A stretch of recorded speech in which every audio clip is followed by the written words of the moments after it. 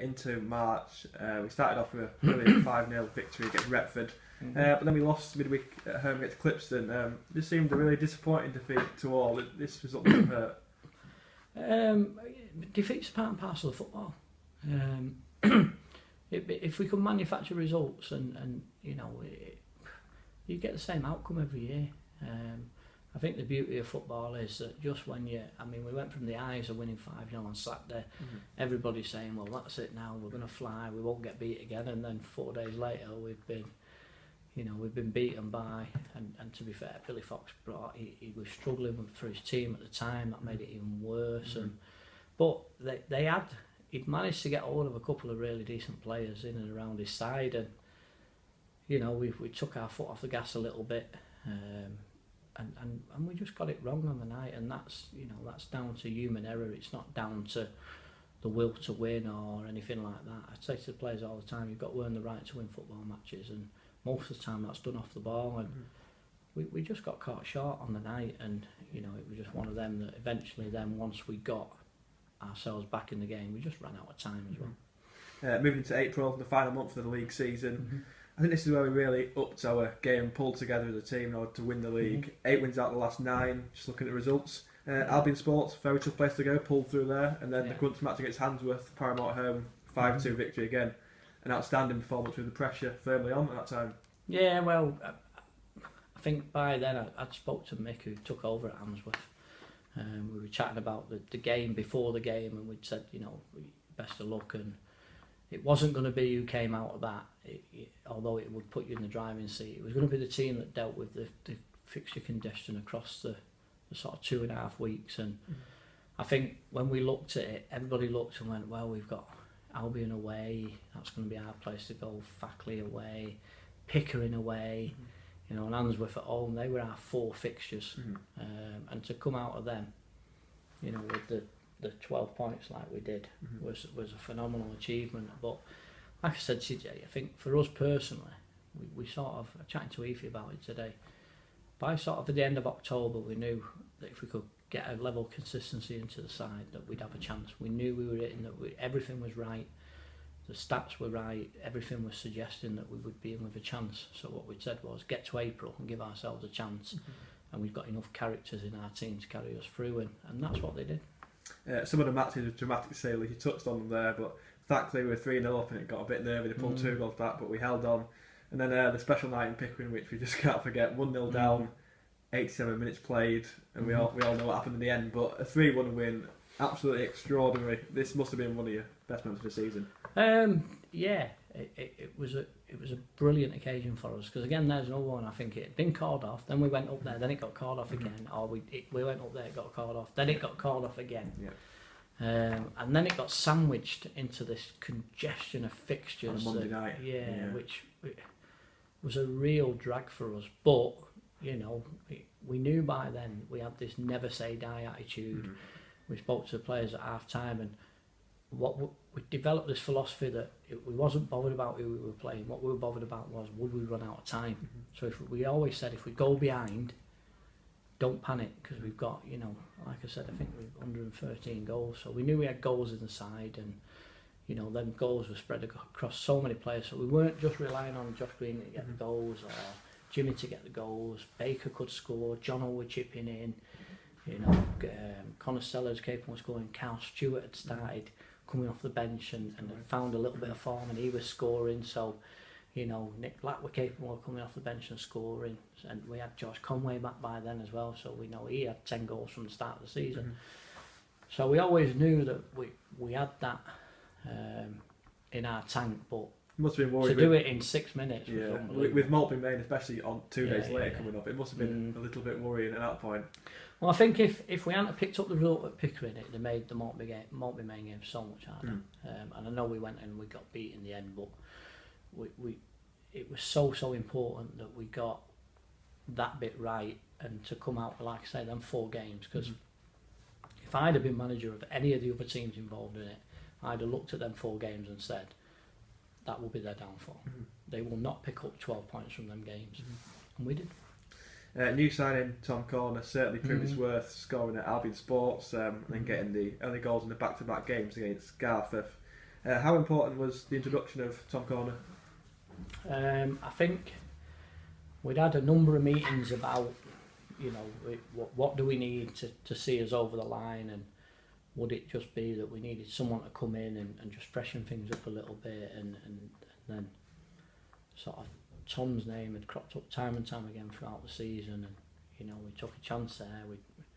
One or two others we spoke to round about that time that didn't quite come off. We didn't need a lot, we just needed an individual or someone to come in and be amongst it, and give it a shake up. And then we were just so fortunate that, having met Tom and talked to him a couple of times, and then met him again with the owners, and it was just a brilliant signing for us at the right time.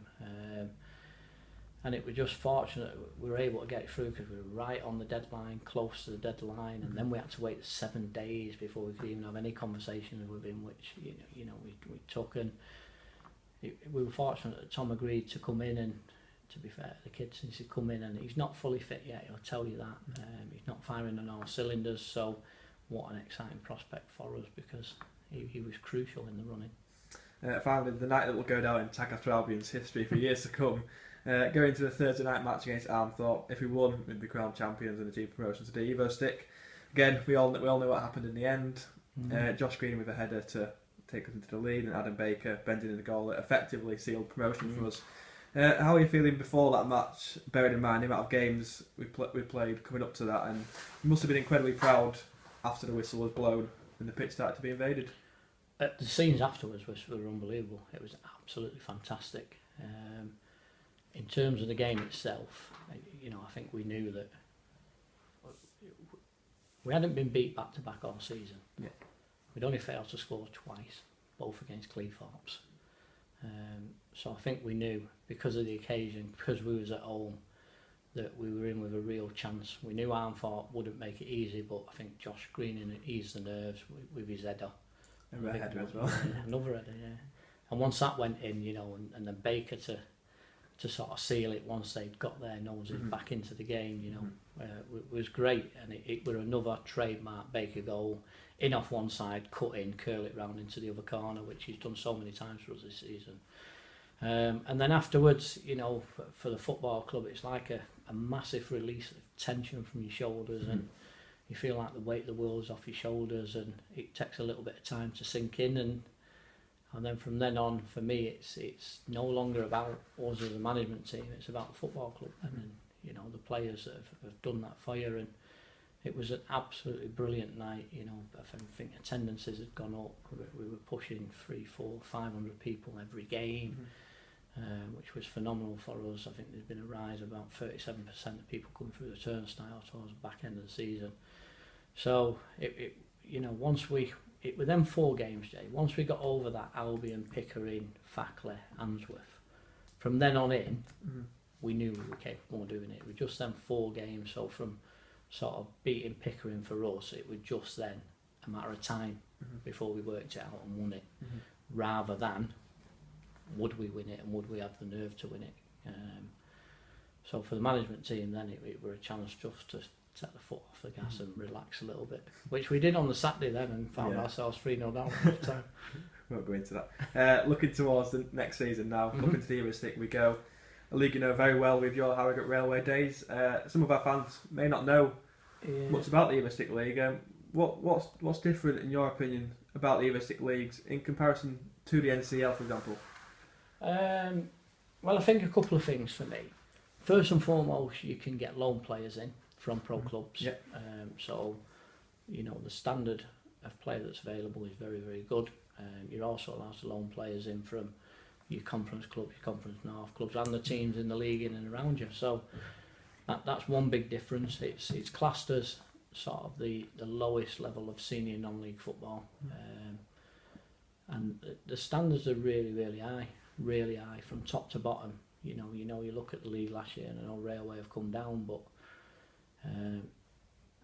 they're a very good footballing side, and so the teams in and around them, the teams that finished around them, locally for us, the 2 Ossett teams are good clubs, they're well run, they're good.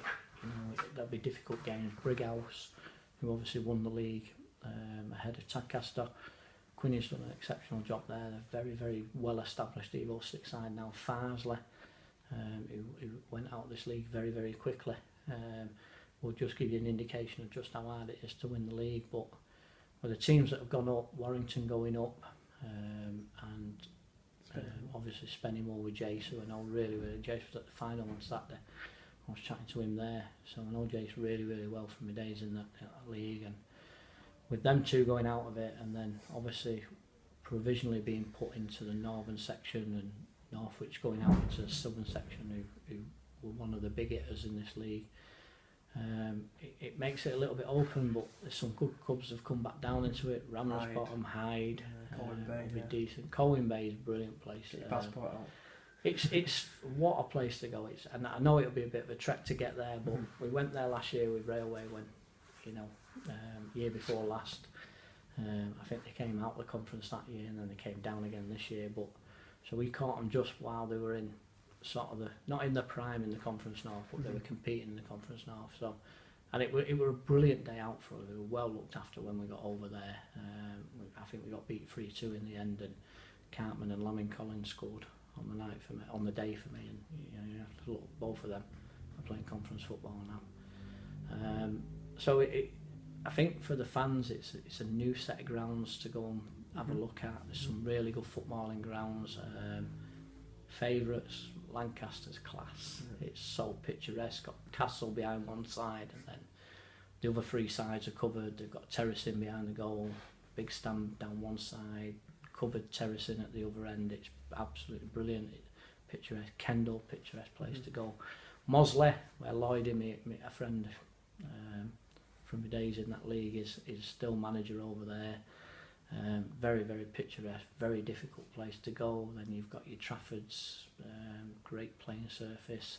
Prescott Cables, probably Droyles, and Prescott Cables is a great player. I love Prescott Cables. It's got a real feel, old-fashioned football ground. It's got a huge stand down one side of it. It's absolutely brilliant, and it's always a difficult place to go. Droylsden, as you've said, and then you look around the local team, and of course Scarborough will be in the league. So that's a brilliant fixture for us. You look amongst Bamber Bridge. There's another great bit. That's a brilliant football ground. It's absolutely first class, and that'll be a difficult place to go as well. So I think what we can expect is some real ups and downs. How big's the step up in quality? Well, to win any league, to win the league below, you need to sort of build a team that's capable of playing the league above. So you go through the team. Jordan, Baker both played for me. Jace was captain in that league. Evie played for me in that league. Jimmy Rido's played in that league at Scarborough. Greg Anderson's obviously played a couple of leagues above. Dan Clayton's played a couple of leagues above. So all of a sudden, once you start looking at the players that have already, they will know in their own minds just where we will need to be. It's probably a little bit more physical. It's a little bit faster. It's relentless. We'll have to make sure that we're fully prepared for it. But I'm sure we can go into it and give it a really good go and have a great time doing it.